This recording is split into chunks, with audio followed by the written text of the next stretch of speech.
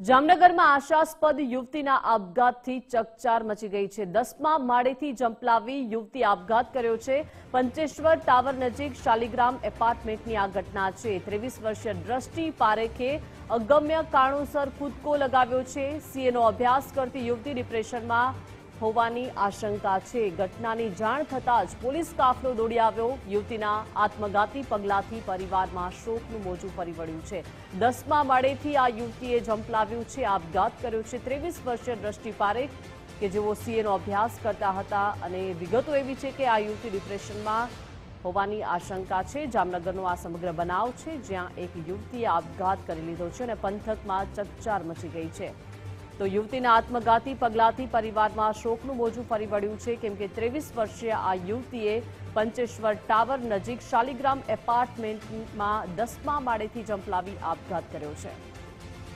વધુ વિગતો સાથે સંવાદદાતા નથુ જોડાઈ ગયા છે। નથુ, શું વિગતો સામે આવી રહી છે? શું પ્રાથમિક તપાસમાં સામે આવ્યું છે? આ યુવતીએ કયા કારણોસર આપઘાત કર્યો હોઈ શકે?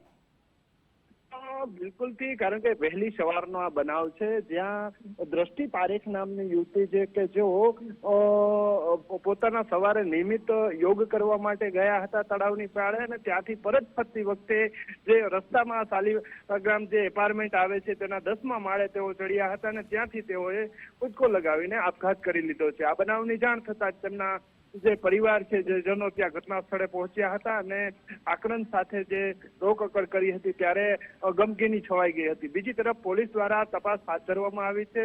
પોલીસે ઘટના સ્થળે જે મૃતદેહ કબજે કર્યો છે અને બનાવનું કારણ જાણવા માટે પ્રયાસો હાથ ધર્યા છે। પરંતુ દ્રષ્ટિની વાત કરીએ તો જે હાલ જે છે સીએનો અભ્યાસ કરતી હતી અને સેકન્ડ યરમાં તેઓએ બ્રેકડાઉન લીધું છે, એટલે કે અભ્યાસના તણાવના કારણે આ બનાવ બન્યો છે કે કેમ એ દિશામાં હાલ તપાસ હાથ ધરી છે પોલીસે। પરંતુ ક્યાંય ને ક્યાંય પોલીસ દ્વારા જે સ્થળને લઈને જે તપાસ હાથ ધરવામાં આવી છે તે પણ અગત્યની બાબત છે, કારણ કે યુવતીએ સવારના જે પોતાના ઘરેથી નીકળીને અન્ય જગ્યાએ આપઘાત કર્યો છે, તેથી સ્થળ પણ અગત્યનું બની રહે છે। ત્યારે અભ્યાસના કારણે આપઘાત કર્યો છે કે કેમ તે અન્ય કોઈ કારણ છે તે વિગતો જાણવા માટે હાલ જે પોલીસ છે તે તપાસ કરી રહી છે। જી નથુ, આભાર વિગત સાથે જોડાયા તે બદલ।